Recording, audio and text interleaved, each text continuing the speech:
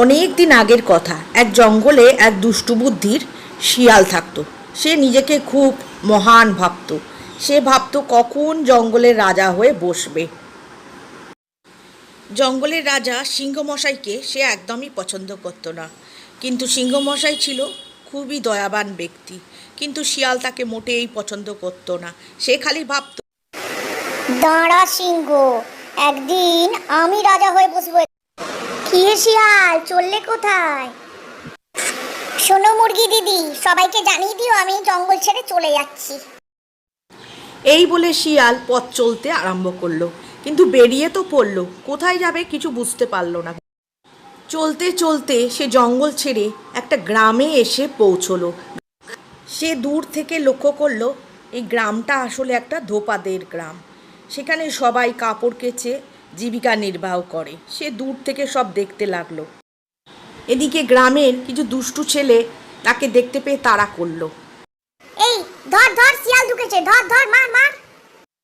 বেচারা শিয়াল ছুটতে গিয়ে একটা নীল গোলা রঙের ভেতর ঢুকে গেল। তারপর যখন বেরোলো তার রঙটা হয়ে গেল নীল। সে কিন্তু আর দাঁড়ালো না, সে ছুটতে ছুটতে সে একবারে জঙ্গলে গিয়ে সে পৌঁছলো।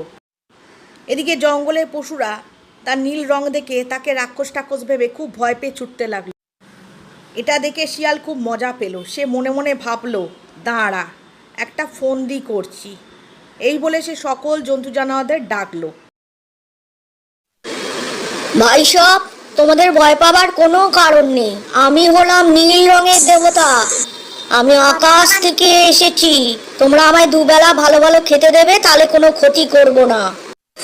আমি এখন থেকে তোমাদের রাজা, বুঝলে? বনের পশুরা ভয় আর কিছু বলতে লাগলো না। তারা দুবেলা তাকে ভালো ভালো খাবার পাঠালো। একদিন বাঘ বলল, জঙ্গলে সবুজ উৎসব হবে, তাই প্রত্যেকটা শিয়াল গান গাইবে। আমি শিয়ালদের অনুরোধ করছি গান গাইবার জন্য। সবুজ উৎসবে সমস্ত শিয়াল এসে এক সুরে তার স্বরে চেঁচাতে লাগলো। দূর বাবা, এ বজ্জাত শিয়ালগুলো চেঁচায় কেন? আমারও তো গলা খুচখুচ করছে, আমিও চেঁচিয়ে দিই।